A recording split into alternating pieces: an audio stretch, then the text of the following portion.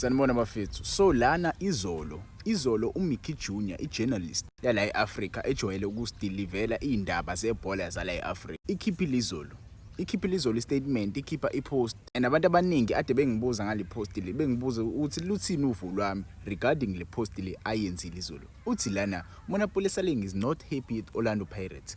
Bathi lana Orlando Pirates has been making empty promises to him. They have been promising him an increase on his salary after his first season with the team when he helped them win the MTN 8 and the Nedbank Cup. Uthi lana uMickey Junior kahle Orlando Pirates ayibanga honest noMonopoly Saling. Yabo ayimnikezanga iholo limthembise lona uthi izokhuphuka. Yabo ngokwakhe uthi uMonopoly Saling uhola imali elinganiswa kumdlali osathanda ukupromoter oqhamuka kwi-DDC side aye kwi-first team. Yabo ngokwakhe sacela ukusho kulabo abamfollowishayo uMickey Junior. I'm not saying ni unfollowishe yabo ningasamfollowa because ukhiphe le post le.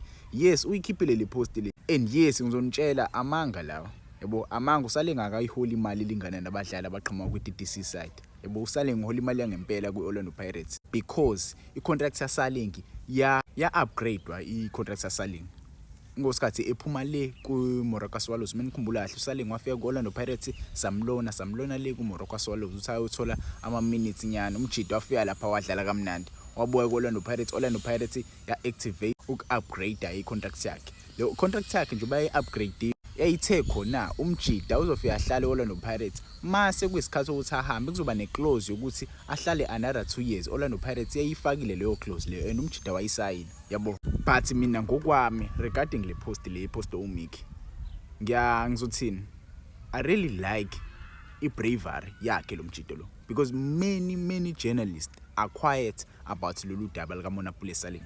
Maningi ama-journalist athule ngale ndaba le. Yabo mina kuyangijabulisa ukubona ama-journalist akanje yabo le upusha i-agenda. Njengoba ephusha le agenda le wenza i-team ingene khonini.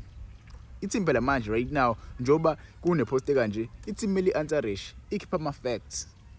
Yabo kumele ikhipha ama-facts so okay cha kahle amanga lawo nali iqiniso kanje. Yabo i-team manje iyona emeli answerish. Ngibonile i-post ephoswe uRobert Marawa. uRobert Marawa uthena yena uyalazi iqiniso. Nyamazi uRobert Marawa is one of the greatest sports presenters abakhona la eSouth Africa afika kwindima yebholela la eSouth Africa. Yabo so uthe yena uyalazi iqiniso.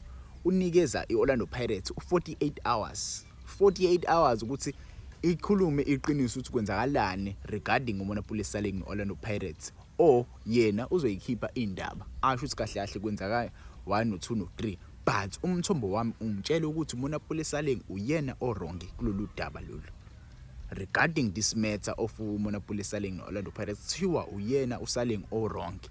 Yabo bathi ke asilinde wona lo 48 hours lo. Yabo asulinde 48 hours basitshela ukuthi kahle kwenzakalani behind the scenes. Yabo because siyafuna ukwazi as ama-fans Orlando Pirates, we want to know. Yabo ingabe sinomunye ulodge kwi-dressing room asas. Yabo but wangitshela ama-comments regarding lolu daba lolu uthi wena uzizwa kanjani ngalolu daba lika Monopoly Saling. Is it time for him to leave the club or i-management imele yenze okufanelekile inikeze umjidi because ade saqala ukukhuluma le ndaba fethu angifuna uqamanga. It has been a while ade saqala ukukhuluma. I think we started to speak about this matter last year.